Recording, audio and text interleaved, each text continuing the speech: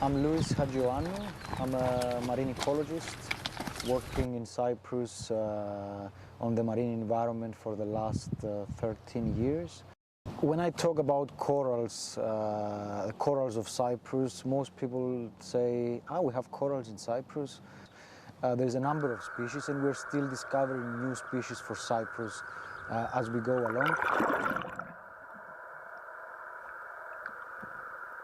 The thing is that they're so emblematic, they're so important, they support biodiversity, but at the same time they are so sensitive to changes in the environment. So we all heard the story about the rising temperatures, which is true, climatic change, and we are aware that corals in particular all around the world, especially in the tropics, are being affected by this.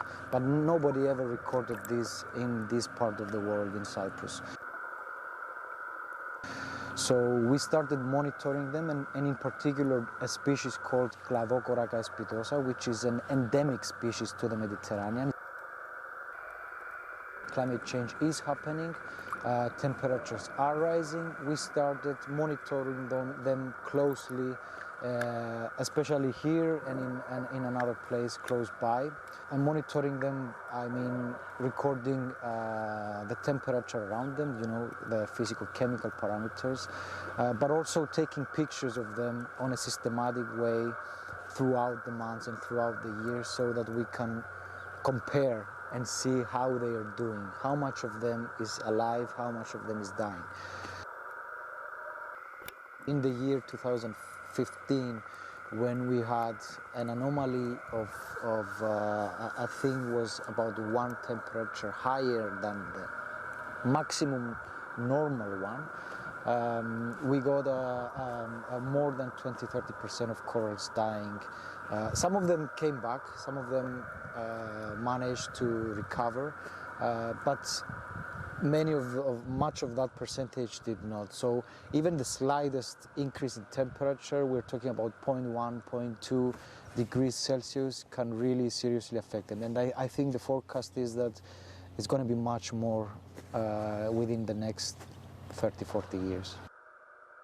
Unsustainable coastal development is something that also affects them greatly. So building hotels, building marinas, building whatever in the water affects corals. Another thing that we found that has been affecting corals is eutrophication, so increased nutrients in the water, either through agricultural activities or any other man-made activities. Through, again, climatic change, we've been seeing more intensified storms in the last few years, and there is a forecast for the next 50 years that also these storms are going to intensify even more. And we have seen the damage from storms on the corals. Our aim is to primarily educate children. They are the future.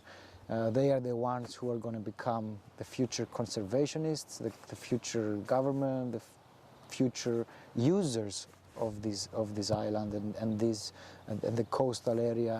And so we are thinking that by educating them, then we hope that there will be enough time to change the minds and change the way